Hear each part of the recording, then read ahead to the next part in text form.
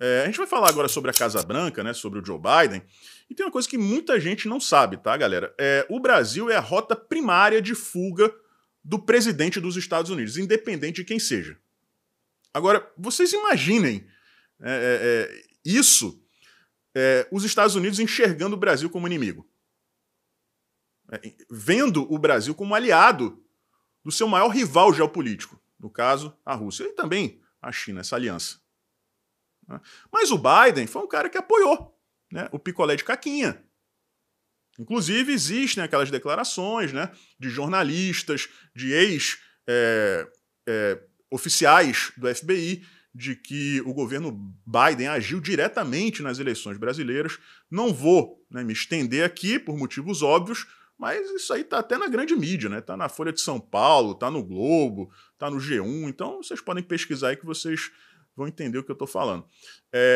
E o Joe Biden, em momento algum, falou diretamente sobre o Lula. Ele evita, até porque ele não consegue nem ler o teleprompter mais, né? São outras pessoas que estão governando ali, ele é só o bonecão na frente. Agora, a Casa Branca, né, já se manifestou através de sua porta-voz e também através das mídias americanas, né, as mídias tradicionais americanas. A Casa Branca já expressou a sua insatisfação com o posicionamento do Lula. Vamos ver aí. Quem também rapidamente se deu conta do buraco sem fundo em que se enfiou foi Joe Biden.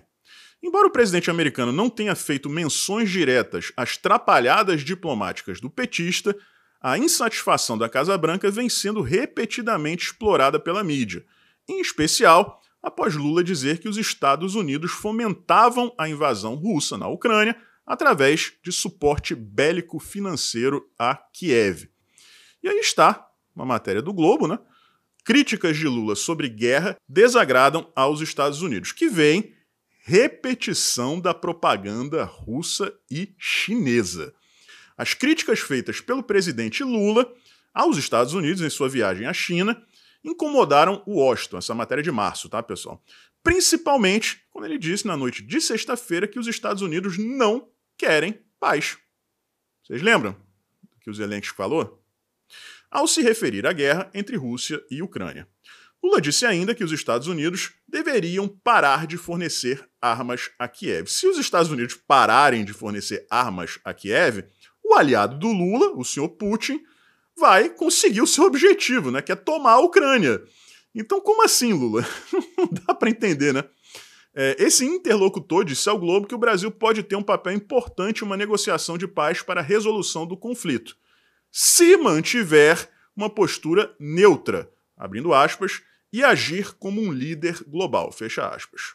A conclusão das autoridades americanas, nesse momento, com base nas últimas declarações de Lula, prestem bastante atenção, é que o governo brasileiro apoia a Rússia.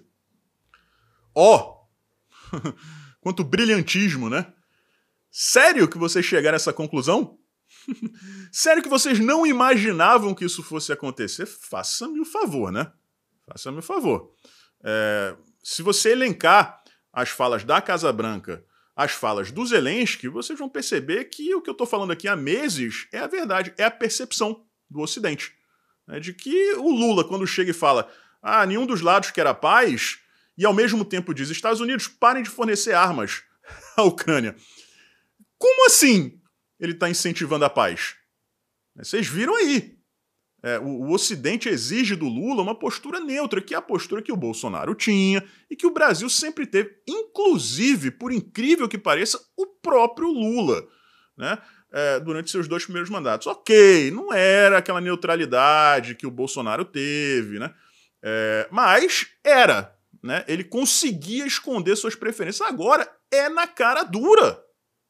E como eu disse aqui, ele está jogando o Brasil. Ele é um chefe de Estado, um chefe de governo, o presidente da República, e está jogando o Brasil em uma treta que não é nossa.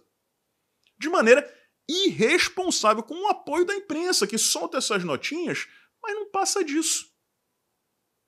Agora vamos chegar aqui à França, e como eu disse aqui para vocês, né, essa história de que a esquerda é defensora de pautas ambientais, que o esquerdista, como o Sabino lá, o Sojado, fala, o esquerdista é o cara, né, que defende a liberação das drogas, do aborto, que defende a Amazônia, né, as girafas amazônicas, os ursos polares, né, do Pantanal, né? Não é nada disso, pessoal. Não é nada disso, né? O Macron, que por sua vez é um globalista clássico, né, como o Ocidente se tornou desde que o Donald Trump deixou a presidência dos Estados Unidos, ele, pouco tempo atrás, foi criticado pela França, né, em especial pelo Libération, que é um dos maiores portais de notícia de lá, por não ter participado daquela cúpula que aconteceu do meio ambiente amazônica em Belém, recentemente, em que o Lula mandou esvaziar uma praia para ele tomar banho ali sozinho com a canja, lembra? É o pai dos pobres, que é a praia só para ele, né? E o Macron não foi, ele foi criticado por isso. Agora, a questão que a imprensa brasileira tocou de leve na época é a seguinte: a França é dona da Guiana. A Guiana francesa é dona, né? Então, por não se tratar de um país independente, o Lula está fazendo jogo duro para aceitar a França no grupo, né, dos países sul-americanos que detêm, né, partes da floresta amazônica. Vamos dar uma olhada aí. Vejam só, essa matéria da esquerda é recente, dia 28. A da direita é da época da cúpula, tá? Vamos ler aqui os trechos principais. Primeiro, a do dia 28. O presidente francês, Macron, fez um apelo aos 8 estados amazônicos, Brasil, Peru, Bolívia, Colômbia, Venezuela, Guiana, Equador e Suriname. Guiana não é a Guiana francesa, tá? É outra Guiana. Para que incluam a França no Tratado da Organização de Cooperação Amazônica. Ele baseou esse pedido na Guiana francesa, parte da região amazônica compreendendo 1,1% da sua extensão.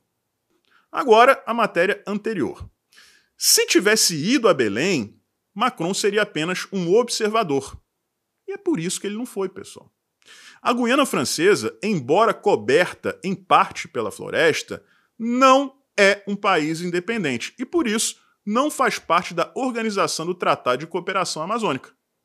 Ou seja, o Macron não foi à cúpula porque ele está pé da vida com Lula, que está embarreirando a entrada da França nessa organização, nesse tratado. Por quê? Porque a Guiana Francesa não é um país independente. Continua sendo uma colônia da França.